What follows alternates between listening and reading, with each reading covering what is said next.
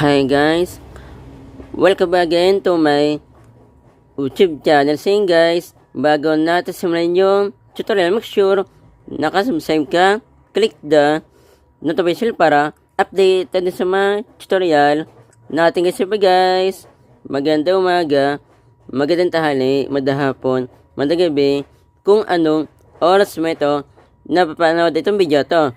Meron na lang po sa inyo guys na share po, abot na lang po sa Wi-Fi guys. Ito na po yung part 2 po. Itong part 2 na ito guys tinuturo ko po sa inyo para po sa mga full storage na po na gusto pong i-check po yung Wi-Fi po nila, bakit po mabagal po yung internet connection po nila guys. Para lang po ito sa mga naka-Android phone or tablet, iPhone, iPad guys. Yung part 1 po nito guys kung gusto po yung mapanood po nasa description po ng video guys yung part 1 po. Sa mga gusto po na may application po guys, i-click lang po guys yung sa mga mahilig po na gumamit po ng PC or laptop, gusto po nila i-check bakit mabagal po yung Wi-Fi po nila guys baka kasi hindi po mismong Wi-Fi po yung mabagal, yung site lang po or yung application na may site lang, para po hindi na po kayo magreklamo guys kung kakilala po yung nakabit po ng internet po nyo or pinagbibilhan po yun ng load po nyo guys. Nasa description lang po ng video guys yung link po yun, yung part 3 po.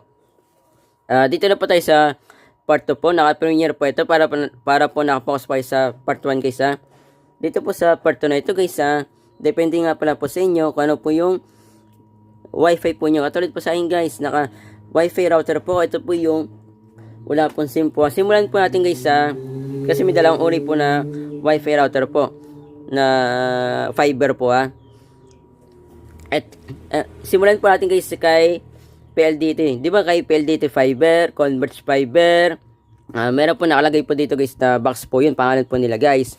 Then, nakakonect po yun dito guys. So, yan. Okay, dito sa likod guys, yung wire po niya. Sa akin po, dito po nakakonect po yun Yun po yung uri po ng isang fiber guys. Sa mga nagpapaihi po dyan, meron din pong dalawang uri po yan. Katulad po sa akin guys, halimbawa, meron po ako sariling internet, katulad po ng PLDT Fiber, Converge Fiber, Globe Fiber, mga ganun guys. Pwede ko po siya guys na gawing negosyo po. Ang gagawin ko lang po guys bibilihan po ako ng load po sa kanila guys. Then, magkakabit po ako sa mga bahay-bahay po. Ang gagawin ko po, meron po antena po yung guys. Then, lalagyan ko po sila ng antena. Then, yung antena na nasa bubong po nila, tsaka may wifi router na po, nakatutok po yun sa aparato po namin guys, sa main internet po namin guys, kung saan po nakalagay po yung aparato po namin guys. Then, meron lang pong iba naman po guys na ganito lang po guys may wire na po siya, fiber. Then, wala na po siyang box po guys, kasi hindi po siya guys malaking kumpanya po. Yun po yung isang uri po na fiber connection na po guys Then, sa mga wifi modem naman po dyan, yun po yung mga naka-SIM po na niloloadan po. Kung mahal po yung niloloadan po nyo, kaya kalala po yung pinagloloadan po nyo, alam nyo na po guys yung gagawin po nyo. Hindi na po kayo magreklamo guys. Sa mga naka-pocket wifi po dyan, ganoon lang din po sa wifi modem po guys Kasi ang wifi modem tsaka po yung pocket wifi,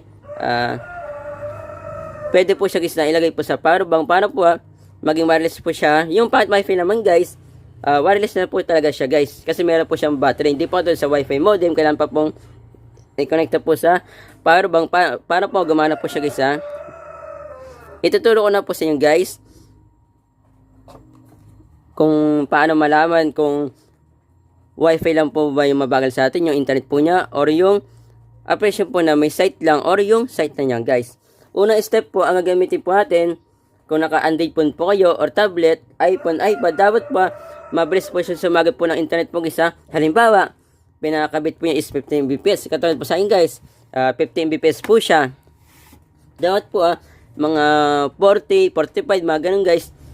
Dapat yun po yung makuha po niya guys. Katulad po sa akin guys, ito po yung madalas po na ginagamit ko po na pang check po kung mabagal po ba yung wifi po namin, or yung application lang guys na may site lang, or yung site lang guys. Hindi po kasi pwede guys na gagamit po tayo ng Android phone or tablet, iPhone, iPad na mabagal po yung internet po. Hindi po accurate po sa enable po natin guys kahit na at least na na 30 or 40% guys yung nasasagad po yun ng internet guys. Kahit sabihin po natin guys na latest po yung Android phone po natin or tablet, nakadepende po yun guys kung malakas po siya sumagat or hindi guys. Katulad po sa isang kong cellphone guys, sa Samsung, latest po siya pero hindi po niya nakukuha po yung 50 Mbps po. Ano nakuha niya lang po guys yung 30 to 20 Mbps guys. Then meron naman po na old model naman po na malakas po yung sumagat po ng internet po guys. Meron din naman po na old model na mabagal din po sumagat po ng internet guys. Nakadepende po yan sa iPad guys. Meron din naman po guys na latest po na mabagal din pong sumagat po ng internet guys. Nakadepende po yan guys. Kahit nasabihin po natin na old model din po siya yung yung iPad nakadepende rin po siya guys kung malakas din po siya sumagat or mabagal guys. Dapat yung pipiliin po natin mabilis po sumagat guys. Punta na po tayo sa cellphone para maituruan na po sa inyo. Tara, let's go! So yun guys, andito po tayo sa cellphone. Depende po sa inyo kung ano po yung gagamitin po nyo. Kung Android phone, nakatulad ko, or tablet, iPhone, iPad guys. Para po ma-check po natin guys kung yung internet po ng Wi-Fi po natin, kung naka Wi-Fi router po tayo, Wi-Fi modem, or yung packet Wi-Fi lang guys. Para po kapag kakilala po natin guys yung nagkabit po sa atin ng internet or yung pinagbibilhan po natin ng load po sa Wi-Fi po natin, hindi po tayo guys na mapahiya. Para alam po natin guys kung yung Wi-Fi nila guys yung mabagal or yung operation po na may site or yung site niya lang guys.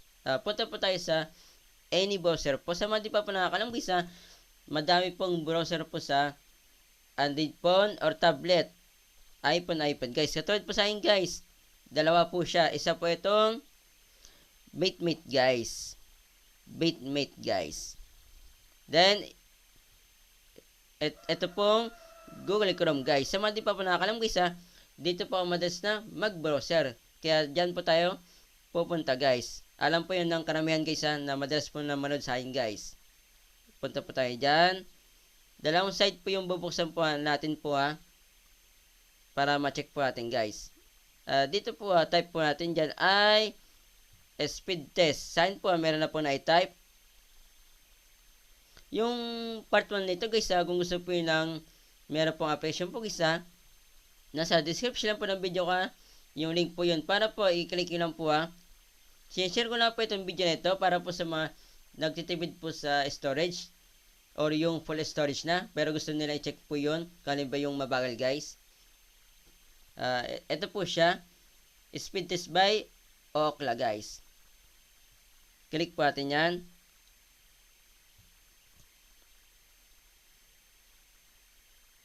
Dito guys, unang pagbukas po yun. Dito guys, hindi po siya naka computer laptop po yung itsura guys.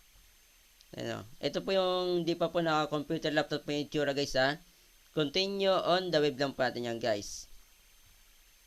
Yan. Dito guys, di ba sa speed test by Ookla na application po, makapag-speed test po tayo agad dun guys ng download, tsaka po yung upload. Dito guys, kapag nigo po natin siya, hindi pa po tayo guys na makapag-speed test po dyan na upload. Kulang po siya. Download lang po yung na speed test po niya guys. Paano guys kung madalas po tayo na mag-upload po ng picture, video guys. So, di ba? Kung ano man yung i-avail po nyo guys dapat makuha po nyo kahit na at least na kung 50 Mbps kayo nakatulad ko, dapat po makakuha po nyo 45, 40, mga ganun guys. Na ito po nyo guys, download Mbps lang po siya. Gawin po natin siya guys na dalaw po yung mga speed test po niya. Punta po tayo dito sa tatlong guhit. Kung gusto po nyo guys na mga ganitong tutorial guys nasa description din po ng video guys yung link po nito, link po ng tungkol po sa mga Wi-Fi tsaka po sa data guys baba natin. Gagawin po natin siya guys na computer laptop po yung itsura guys. Na ito po yung ito pong desktop site, meron po siya monitor, di ba? Gagawin po natin siya na itsura po na laptop computer guys. Yan. Para makapag-speed test po tayo. Dalawa po ibubuksan po natin guys ha. Yan. Go po natin yan. Yan na. Pwede nyong isum, ano yan, para UN o isum. Na ito po nyo, meron na po siyang download Mbps, tsaka po upload Mbps. Ayan na, saan ba tayo nakakonect guys? Nakakonect po ako sa router ko po ha. Iba pa po yung wifi router ko po na main guys, yung main internet po. Okay na po ito guys, mabilis po yung internet ko po. Nagpo 43.65 po siya.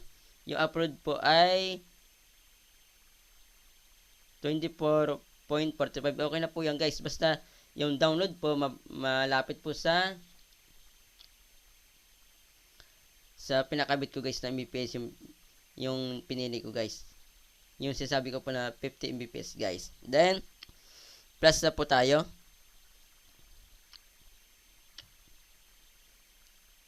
Type po natin dito guys ay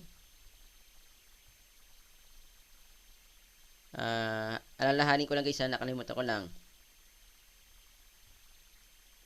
Ayun guys, naalala ko na po. Ito, down detector. Ito na po siya guys. Yan. Pasensya po, nakalimutan ko po ha. Tumatanda lang kasi guys. Ito na po siya.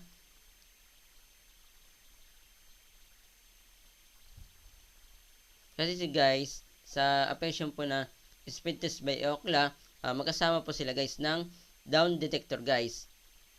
Pinag-isa na po ni speed test by Ookla guys. Sa ngayon kasi guys, para po ito sa mga nagtitipid po na full storage na po or nagtitipid lang guys, ayaw na po madagdagan po yung storage po nila guys. Meron din po ito guys na sarili pong application pong isa, hindi lang po magkasama po yung speed test.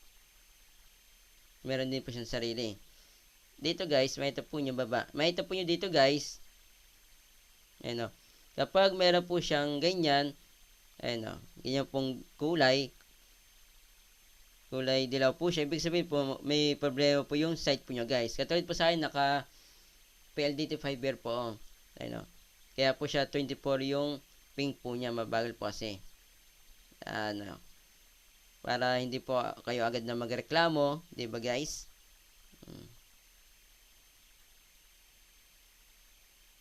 Marami pa po yan guys. So, then pwede po yung hanapin dito yung ginagamit po yung na madalas po na site. Halimbawa, YouTube. YouTube, depende po sa inyo. Ito na po siya. Ibig sabihin po, mabilis po siya guys. Hanap tayo guys ng site lang, walang application guys. Hanap muna ako guys para mapakita ko po sa guys na meron po siyang site lang, wala ng application guys. Ito na po siya guys, ito po yung sasabi ko po sa inyo, site lang po siya guys. Wala po siyang application po guys Hindi katulad po ng iba, may application na, meron pang site guys.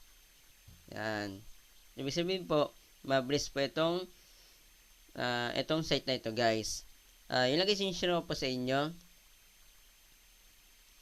Paka-share po ito mismong video sa mga kakalan nyo guys na meron pong sarili pong wifi. Kung naka wifi router ka, wifi modem, or yung packet wifi po nyo guys. Para po hindi po kayo agad na magreklamo, hindi po kayo mapaya guys. Alam po nyo yung punot dulo kung yung internet ng wifi po nyo mabagal or yung application lang na may site or yung site lang guys. Kahit na hindi po nyo kakilala guys, basta na ito po nyo reklamo ng reklamo, ayaw makinig, para po alam pa nila guys yung punot dulo kung internet po ba ng wifi po nila mabagal or yung application na may site lang or yung site lang guys. Para po alam pa nila guys yung gagawin. Kapag sinira nyo ito mismong video dadami itong views, mas madami tayong nata. Yun lang po, masat po. God bless po. Ingat po yo.